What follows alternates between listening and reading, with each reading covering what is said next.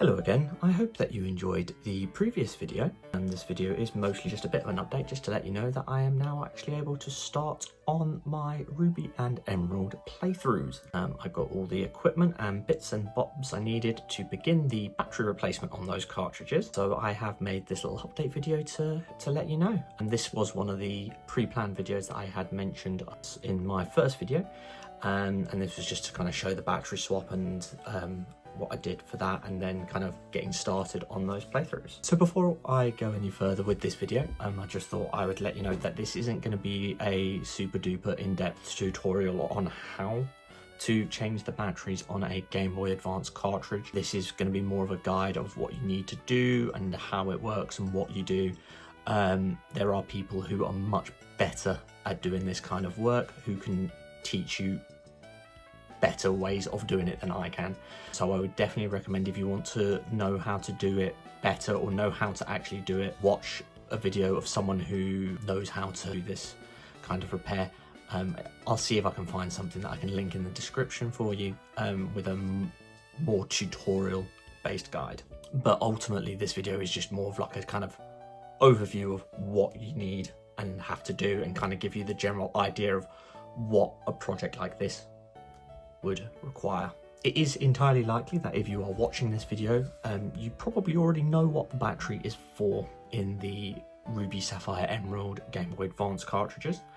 But for those who might not know, I will just kind of give a bit of an idea of what the batteries in the cartridges are for. So in the old Game Boy and Game Boy Color cartridges, the battery was what provided power to the SRAM, which is where the save state of the cartridge was. So when that battery ran dry, your save file was deleted. On the Game Boy Advance, specifically the Ruby, Sapphire, Emerald cartridges, I don't know if there are any other cartridges that do this. The battery is what keeps the real-time clock, or RTC, running. So when the battery in the cartridge runs dry, the clock stops, and you get that message when you start up your Ruby, Sapphire, Emerald cartridge saying, the battery has run dry, clock or time-based events will no longer occur, but the game can still be played. From what I understand, when the battery dies, the RTC resets itself to the first possible time and date and then freezes. The game can still be played, but effectively time is frozen at that same time and date for perpetuity until you replace that battery.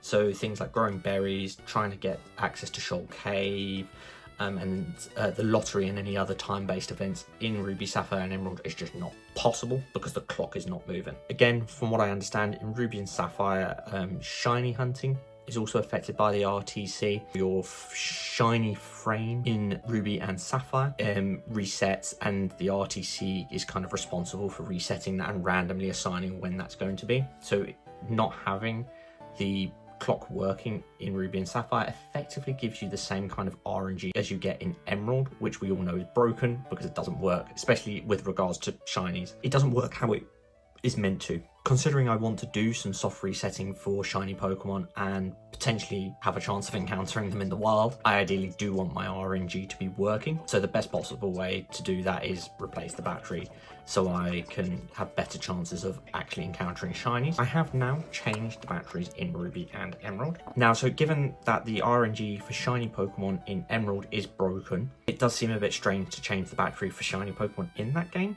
However, because again it controls the RTC, having it working means I can do the Shoal Cave and I can grow the various berries I need. As I'm doing a Professor Oak run on my Pokemon Emerald, I'm going to need a lot of berries to be able to, one, not go absolutely insane having to run back and forth between Poke Centers to restore my PP. I will be able to keep a stash of leper berries, but I'll also need the berries to go towards getting a Feebas evolved into a Milotic, because as we all know, it requires beauty, and from what I remember, you need to create blue or indigo Pokeblocks, which require berries. So I need the battery working for the clock to work so I can grow lots of berries. Then just lastly, I mean, this is kind of like the least important part of having the batteries working. For me, a big part of these playthroughs is a nostalgia of these games. So I kind of want to play them how they were intended to be played, with the batteries working. So having the batteries replaced in them and running the RTC it means that I can play them how they were intended. As I did mention in my first video for this series, my copy of Sapphire, I don't want to reset my save, so I've held off changing the battery for now, as I still need to get something like the R4 flash cast or a GB operator so I can back up my save file, and once I've changed the battery,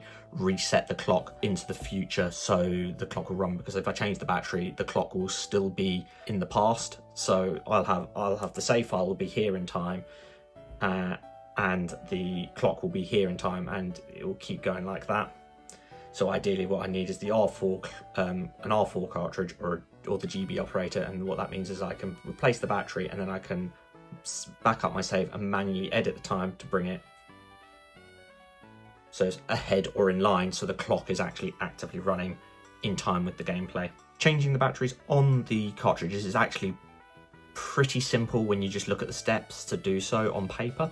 So you just open the cartridge, you desolder the old battery so it can be removed out, you solder a new battery in, you close the cartridge. So on paper, really straightforward. The challenging aspect probably of it is getting all the equipment to do the actual soldering and the actual physical doing the repair. Ultimately, the equipment list is quite short for it. It can be a little bit expensive. You need a screwdriver with a tri-wing tip so you can open your cartridge, a soldering iron, and replacement batteries. If you are looking to get into various electronics and other electronic repairs, I would probably say if you get something like the iFixit kit, because it has loads of small bits that you can use for different electronic repairs, including the tri-wing that you would need to get into the cartridge. You can get it in various different sizes, so I've just gone for the smaller size. And then also, if you're not looking to do that and you just want something you can open your cartridge with, you can find for pretty cheap just a tri-wing screwdriver, and that will also do the job. Obviously, you're going to need replacement batteries, so you need the CR1616. You can buy a whole load of them with the tabs already attached, and they cost next to nothing. Lastly, probably again the most expensive part of it is probably getting a soldering iron. I think I definitely would say it's definitely worth getting something that has some kind of adjustability on your temperature. That way then you can set it to a temperature that works best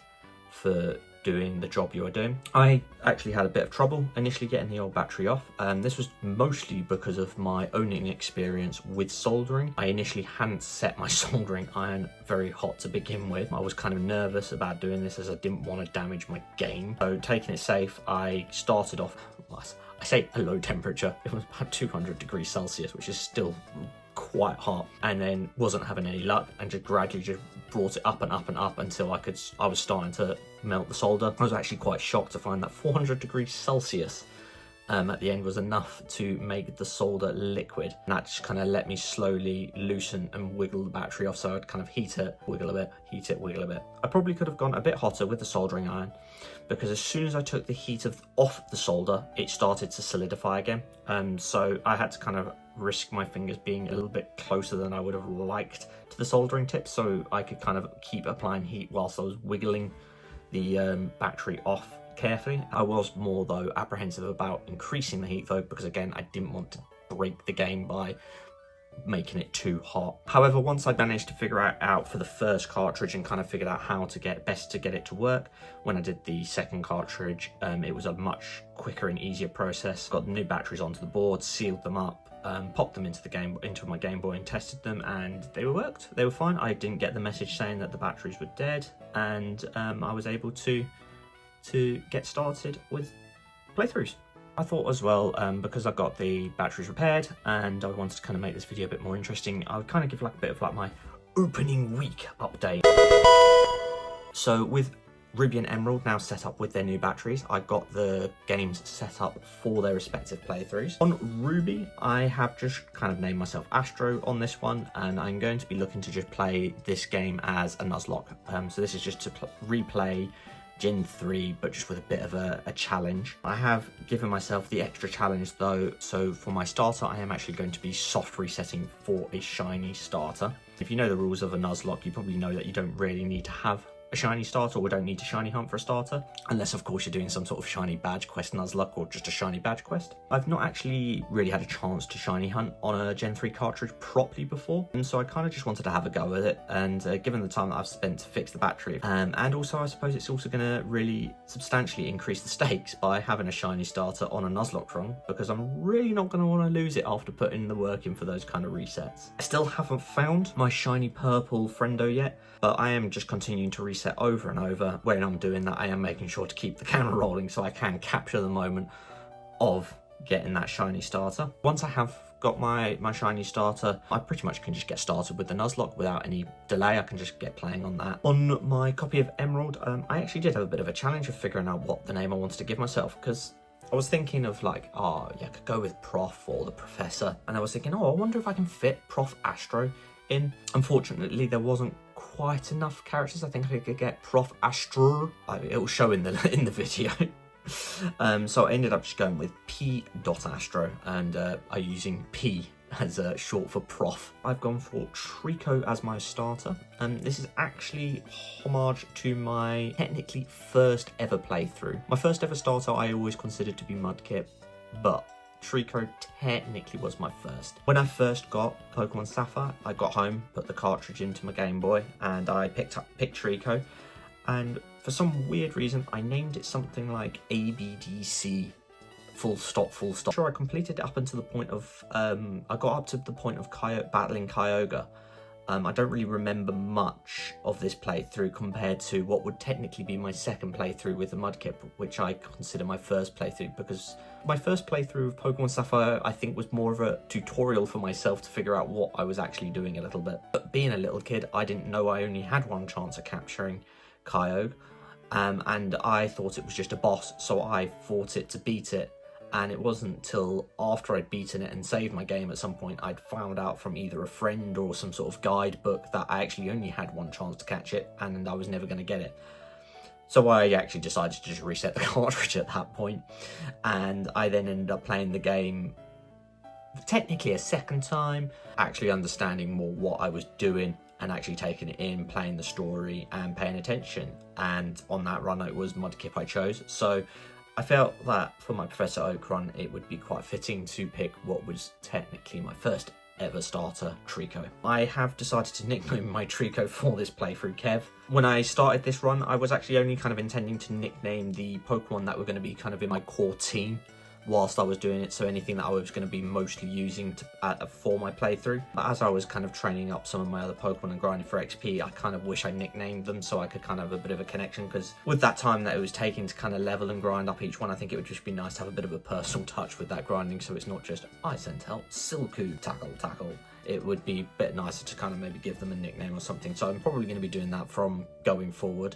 I have actually been really enjoying the Professor Oak playthrough so far though, as I can I just pack my Game Boy SP up and I can just kind of work on it as I'm out and about and just doing things, just because of how portable that console is. With kind of the nature of the Professor Oak challenge, a lot of it is just level grinding, so you don't really need to be paying 100% attention all the time. As well as being able to do my Professor Oak playthrough though on the go, I have from time to time been able to sit down and get all the games going at once, so I can kind of get a bit of progress going across all three of my cartridges. So I'd be like EV training on my Sapphire, soft resetting Ruby for my shiny starter, while working on my Professor Oak challenge on my Emerald. I do think though the Professor Oak challenge is probably going to be my longest playthrough, as I'm probably going to be playing this cartridge in downtime periods and playing it alongside other games, kind of treating my Professor Oak run as if like I'm AFK leveling in an MMO or something. Not long after starting with my Professor Oak challenge, from routes 101 to 103, I have been able to quickly pick up, obviously Trico my starter, a Poochyena, 2 Wurmpools, Zigzagoon and Wingull, and that was kind of where I managed to get initially. I then stumbled across a Lotad, so I caught that, gave Lotad, so you can probably see here, I gave Lotad a nickname because I actually wanted to use Ludicolo in my team later on. So like I said, it was one of those ones where I was nicknaming one I was intending to use in my core base of my team. One kind of early morning, after getting my little newborn changed and fed and back to bed, I was sitting in bed and I decided, oh, I'll get Emerald up and play a little bit. Whilst I was doing some level grinding, I stumbled across Ralts. I was actually really happy about this because I did recall that it was quite a rare encounter. So finding it early, I thought, oh, this is brilliant. I won't actually be over leveled later on, making it really hard for me to weaken it and catch it without constantly fainting it. I was actually watching a Frankie on PC video at the time, so I've nicknamed it Frankie 1080. And I was continuing on with my grind, and then it wasn't until maybe a day or so later I was looking at what other Pokemon I needed to catch in these routes, and I realised that the Ralts encounter isn't as rare as I remembered it being, and it wasn't going to be the hardest to actually find on those routes, and that the hardest one to find was going to be Seedot. I realise now that's because in Ruby and Sapphire, Ralts was very rare to find. But obviously they've changed the encounter rates in Emerald. I also didn't remember that in Emerald there was actually an in-game trade for a Seedot before the first gym where you could trade Ralts for a Seedot. So despite coming across multiple Ralts between catching one and now, I never bothered catching them, I just used them for experience. When I realised that I could have actually caught a second Ralts to use for a trade, well, yeah.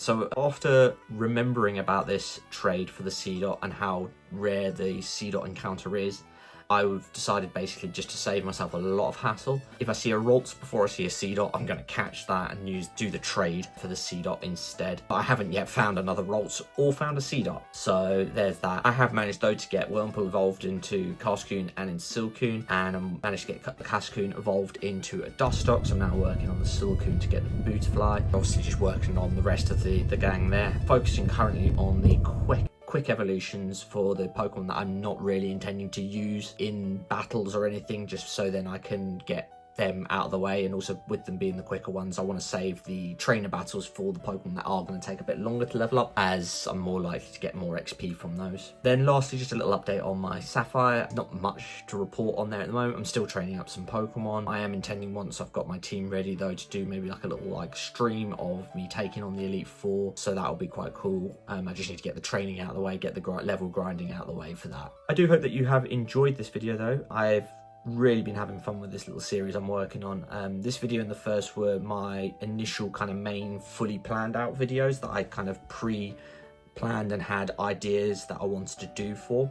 I do have some plans to do some other Pokemon game content as well, so I will say, if you can, just subscribe so you don't miss it, and if you did like the video, just please put a thumbs up. I'd really appreciate it. Just lets me know that people actually like it. Again, it's not the end of the world if you don't, but because I'm just making this as like a fun diary for myself. I do also post reels and short little videos on Instagram and that as well, so if you wanted to check those out and see some of those kind of more shorter little videos, if you go to the description below, I've put my social media and stuff there where you can check that out. I am also working to kind of turn some of those reels into little YouTube shorts as well, so if you don't really use any other social media, I should be able to get it set up so you can check them out on YouTube as well. Again, thanks for watching, and I will look forward to giving you the next update.